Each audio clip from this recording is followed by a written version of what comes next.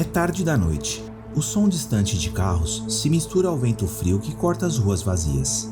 Esse é Anthony Coronadi, um fisiculturista americano obcecado por performance. Ele caminha apressado por uma rua deserta até um endereço discreto. Nesse endereço, ele costuma retirar pacotes de esteroides comprados em fóruns clandestinos de musculação. Mas assim que chega ao local de entrega, algo parece diferente. O pacote é maior do que o normal. O som, o peso, tudo está diferente. Naquele momento, o instinto fala mais alto. Ele coloca o pacote na mochila e, ao invés de seguir o caminho de sempre, ele decide fazer um trajeto mais seguro. Chama um táxi e desce alguns quarteirões de casa. Ele atravessa um beco escuro onde troca parte das roupas e segue a pé até seu apartamento.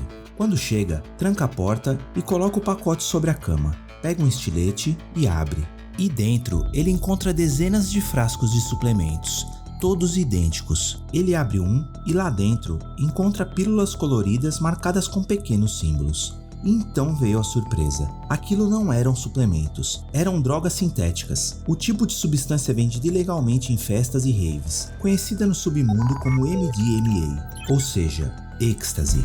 Coronadi fica em choque e rapidamente faz o que qualquer um faria. Manda uma mensagem para o vendedor. Alguns minutos depois recebe uma resposta. O vendedor pede desculpas, diz que enviou o pacote errado e diz que vai pagar uma boa quantia em dinheiro se ele puder reenviar a encomenda para o endereço correto. Coronadi prontamente aceita, afinal, parecia um simples erro e ele ainda ganharia uma grana fácil. Mas o que ele não fazia ideia naquele momento é que aquele reenvio inocente o colocaria dentro de uma das maiores redes de tráfico digital da história. Uma organização que enviava toneladas de drogas pelo mundo, faturava dezenas de milhões de dólares e criou o cartel online quase perfeito. Ele havia sido recrutado por um fantasma, um nome que na Dark Web todos conheciam.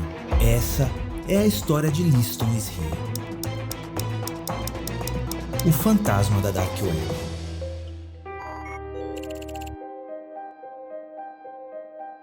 Depois daquele dia incomum, Anthony Coronadi achou que tudo voltaria ao normal. Mas o vendedor, o tal Liston is Here, continuou entrando em contato. Primeiro para agradecer, depois para pedir outro favor, reenviar mais um pacote, e outro, e mais outro. Até que Coronadi percebeu que já não era mais um cliente, era parte de uma rede de distribuição internacional, um sistema tão bem planejado que parecia impossível de rastrear. Cada pacote vinha de um endereço diferente, e cada reenvio tinha uma nova identidade. Era o tipo de operação que só poderia ter sido criada por alguém que entendia profundamente de anonimato digital. E foi aqui que Coronadi se deu conta que havia se tornado o elo entre o mundo real e um dos maiores impérios de drogas da Dark Web. Mas enquanto ele ainda tentava entender em que tipo de jogo ele havia se metido, do outro lado do país, o departamento antidrogas americano estava prestes a encontrar uma pista que mudaria tudo. É tarde da noite. Um grupo de agentes de repressão às drogas está escondido dentro de um carro, observando o prédio de uma mulher que eles acreditam ser uma lenda do tráfico na Dark Web, o misterioso Liston is Here. Naquele momento, Liston já é quase uma entidade, uma figura conhecida nos fóruns e mercados da Dark Web desde 2012, famosa por vender drogas sintéticas, principalmente pílulas como MDMA e às vezes até esteroides e ketamina. Mas ninguém sabe quem está por trás do nome. Alguns acreditam ser um homem, outros acreditam ser uma equipe inteira, mas agora o departamento antidrogas tem uma pista, uma mulher. A suspeita mantém um perfil discreto, evita contatos e evita padrões. Até aqui, ela não tem nada que justifique um mandado de busca, mas naquela noite, tudo muda. Um dos agentes a vê sair de casa com grandes sacos de lixo, e isso acende um alerta. Ela os coloca na rua exatamente minutos antes do caminhão de coleta chegar. O tempo é calculado, e se eles não agirem rápido, qualquer evidência vai desaparecer. E enquanto o som do caminhão se aproxima, um dos agentes decide agir e corre até os sacos. Ele abre um, mas não encontra nada. Mas no segundo saco, algo brilha sob a luz da lanterna. Uma substância amarelada e granulada. São 2,5 kg de pó de MDMA. E aquilo muda tudo. Pela primeira vez, o Departamento de Repressão às Drogas tem uma pista física que liga a operação de Liston a uma pessoa real.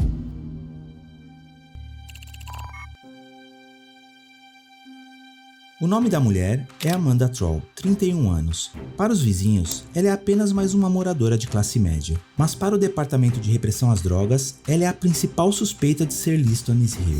Naquela tarde, Amanda se prepara para sair de casa, mas antes que consiga abrir a porta, ouve um barulho estranho vindo do corredor. Então a porta é arrombada. Uma equipe de agentes invade o apartamento. Amanda é dominada e algemada no chão. Dentro do imóvel, a cena é digna de um laboratório de distribuição de drogas. 59 quilos de pílulas sintéticas, 14 quilos de cetamina e várias outras substâncias ilegais. Mas durante o interrogatório, Amanda surpreende os agentes. Ela nega ser a mente por trás de tudo. Ela diz que é apenas uma peça, um elo dentro de algo muito maior. Amanda conta que trabalhava como reexpedidora, recebendo pacotes de um contato chamado Benjamin Roden, que a introduziu ao suposto líder, conhecido apenas como Liston is Here. O esquema era simples e brilhante. Ela recebia as remessas, reembalava e enviava para outros endereços, sem nunca saber quem era o comprador ou o remetente original. E a cada reenvio, ela recebia entre 800 e 1.400 dólares. No início, eram de 4 a 5 pacotes por mês, mas em pouco tempo, o fluxo aumentou para vários por semana. De acordo com seu depoimento, Amanda enviou mais de 4.200 pacotes para os Estados Unidos, Jamaica, Canadá e até para a Irlanda. Um sistema quase impossível de rastrear, cada elo da corrente isolado do outro. Um labirinto perfeito. Mas o nome no topo de tudo continuava o mesmo: Liston is Here. E se vendo sem saída, Amanda decide cooperar com os agentes. E entre as informações que ela revela, um endereço chama a atenção: Staten Island, Nova York. Um local que já havia recebido dezenas de pacotes de Amanda. E essa parecia ser a próxima peça no quebra-cabeça. Um endereço que poderia levar o departamento antidrogas direto ao coração do império de Liston. Mas o que os agentes não sabiam naquele momento é que aquele endereço não revelaria o fim da caçada, mas sim o início de algo muito maior.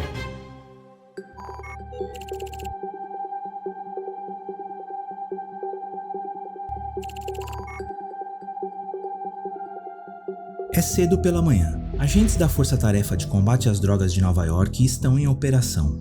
No porta-malas do carro, 4,5 kg de pílulas sintéticas. Eles estão a caminho de uma casa abandonada, onde vão deixar o pacote como isca. O serviço de inspeção postal é avisado para registrar a entrega nos sistemas, e a equipe entra em posição. Agora é só esperar. Algumas horas se passam, e então, um homem se aproxima da casa. Ele entra, pega o pacote e assim que cruza o portão, uma equipe de policiais à paisana surge de todos os lados. Em segundos, o homem é imobilizado e preso.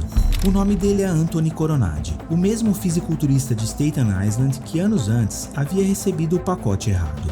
Durante o interrogatório, Coronadi conta uma história que deixou os agentes intrigados. Ele diz que trabalha para alguém chamado Liston e que tudo começou com um simples engano, uma compra de esteroides que deu errado, seguida de uma proposta tentadora. Dinheiro fácil em troca de reenvios de pacotes.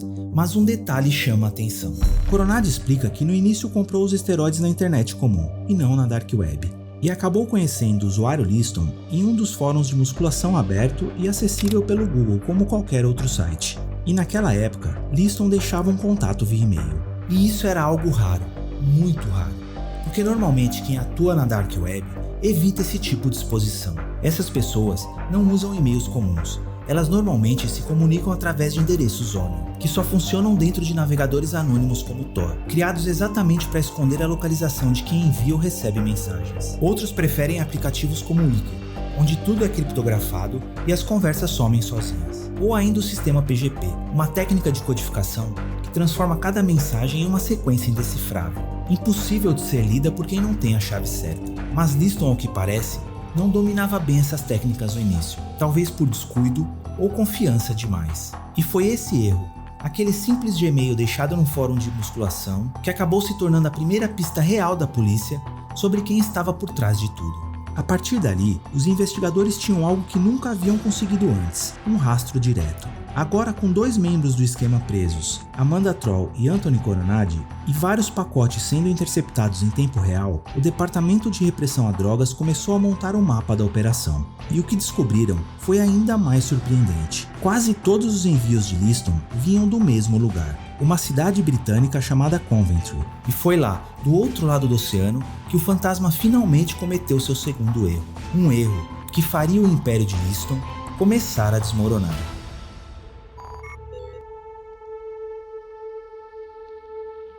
Outubro de 2017, Coventry, Reino Unido. É meio-dia quando um homem indiano de aproximadamente 33 anos entra calmamente em uma agência dos Correios. O nome dele é Bamit Singh. Ele carrega alguns pacotes nas mãos, todos endereçados a apartamentos nos Estados Unidos. O atendente olha para um deles e percebe que o endereço de retorno é falso. Mas como isso não é exatamente incomum, ele simplesmente aceita, pesa os pacotes e os despacha. Bamit paga e vai embora. Mas o que ele não sabia naquele momento é que do outro lado da rua, uma equipe inteira o observava. Agentes da Agência Nacional do Crime do Reino Unido, em parceria com o Departamento Antidrogas americano, estão de olho em cada movimento. Eles acreditam que aquele homem é mais do que parece. Acreditam que Bamit seja o verdadeiro Liston Isher, o cérebro por trás de uma das maiores redes de tráfico da Dark Web. Durante semanas, a equipe conjunta monitorou dezenas de agências postais em Coventry. Eles procuravam por padrões. Pessoas que enviavam pacotes todos os dias trocavam de roupas, de agências e nunca usavam o mesmo endereço de retorno. E Bamit se encaixava em todos esses padrões. E quando um dos pacotes ligados a ele foi interceptado nos Estados Unidos, o elo finalmente se formou. Bamit Singh era o homem por trás de Liston. A investigação revelou algo ainda mais estranho. Bamit tinha várias empresas registradas no Reino Unido, todas com o nome de Antina, mas nenhuma delas gerava lucro. E ainda assim ele vivia bem. Carros, viagens, estabilidade. Para os agentes, ficou claro, o dinheiro vinha de outro lugar. A força-tarefa alertou imediatamente os Estados Unidos. E diante da quantidade de drogas, dinheiro e criptomoedas envolvidas, a decisão foi tomada. Era hora de agir.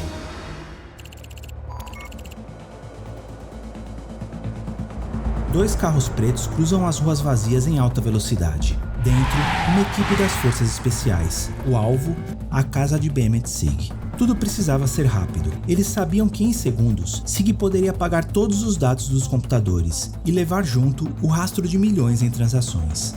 Quando chegam ao endereço, o primeiro golpe derruba a porta. Bamit acorda assustado, mas antes que entenda o que está acontecendo, já está de frente para o cano de uma arma. A operação termina sem resistência, e graças à rapidez da equipe, Singh não teve tempo de apagar nada. Dentro da casa, os agentes encontram documentos, anotações e o mais importante, um dispositivo contendo 3.838 bitcoins, o equivalente hoje a cerca de 300 milhões de dólares. Ao analisar as transações, descobrem que a maior parte estava diretamente ligada ao Império de Liston. Aquele era o elo final, e Bamit Singh é preso, e ele acaba levando o título de traficante digital mais procurado do mundo. Enquanto isso, os Estados Unidos iniciam uma longa batalha judicial para extraditá-lo, mas o processo se arrasta por mais de 4 anos, e Singh tenta de tudo para permanecer no Reino Unido. Porém, ele perde todos os recursos, e em março de 2023 é finalmente enviado para Ohio, nos Estados Unidos. Lá ele passa mais um ano na prisão, até aceitar um acordo judicial. Em 2024, ele promete entregar todo o seu patrimônio em Bitcoin, mais de 300 milhões de dólares. Mas é aqui que a história ganha um novo rumo. As análises das transações mostraram que Bamit havia movimentado pelo menos 8.000 bitcoins, o dobro do que as autoridades conseguiram apreender. Mas ele insiste que o restante nunca existiu, diz que só tinha acesso aos 3.838 bitcoins confiscados em 2019. Porém, os investigadores encontraram um nome recorrente nas transferências. E esse e-mail pertencia a Parinder Singh, o irmão de Bennett. Ninguém sabe ao certo, mas tudo indica que parte da fortuna desaparecida foi transferida para ele. Talvez como medida de segurança, ou talvez porque o irmão também fazia parte do cartel. Na cotação atual, os quase 4.000 bitcoins valeriam cerca de 315 milhões de dólares, um valor capaz de comprar o silêncio de muita gente, e estavam fora do alcance de qualquer governo. Bamit estava preso, mas sua fortuna ainda estava em movimento. E do outro lado do mundo, alguém estava prestes a pagar o preço.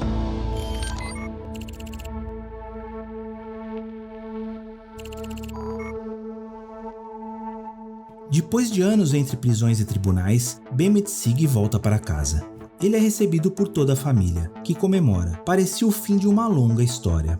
Mas pouco depois da meia-noite, o silêncio é rompido pelo som de motores. A casa é cercada. Agentes indianos invadem o local e prendem Parinder Singh. 4 dias depois, uma nova operação é deflagrada em Haldwani, para onde Bennett havia se mudado após a primeira batida. Dentro da nova residência, as autoridades encontraram um dispositivo contendo 268 bitcoins, que hoje equivaleriam a mais de 20 milhões de dólares diretamente ligados às antigas transações de Liston. Bennett é preso novamente, agora junto com o próprio irmão. As autoridades afirmaram que a operação começou a pedido dos Estados Unidos. Talvez Washington quisesse impedir que Singh recuperasse o que restava da fortuna. Ou talvez quisesse que o irmão pagasse o mesmo preço. Há quem diga que parte dos bitcoins foi plantada pelas autoridades. E isso é difícil provar, mas impossível de descartar. Hoje o caso continua nos tribunais. Bennett já passou por prisões na Inglaterra e nos Estados Unidos. E agora enfrenta uma nova condenação na Índia ao lado do irmão. Ninguém sabe o que aconteceu com os quase 4.000 bitcoins desaparecidos. E esse talvez seja o maior mistério de todos. Se esse dinheiro ainda existe, ou se alguém em algum lugar continua movimentando as mesmas carteiras que um dia pertenceram a Liston. Bennett Singh, o homem que comandou um império invisível e enganou governos. Sem armas, sem fronteiras e sem mostrar o rosto. Hoje ele cumpre mais uma pena em solo indiano. Mas na Dark Web, rumores dizem que o nome Liston ainda aparece de vez em quando em fóruns escondidos, como se o fantasma ainda estivesse lá. Porque na Dark Web, fantasmas nunca somem de verdade. E se você chegou até essa parte do vídeo, muito obrigado por ficar comigo até o final. Eu sou o Paulo e esse é o Incomum. E se você quer conhecer a história insana do hacker que roubou 3 bilhões de dólares da Dark Web, é só clicar no próximo vídeo. Te vejo lá.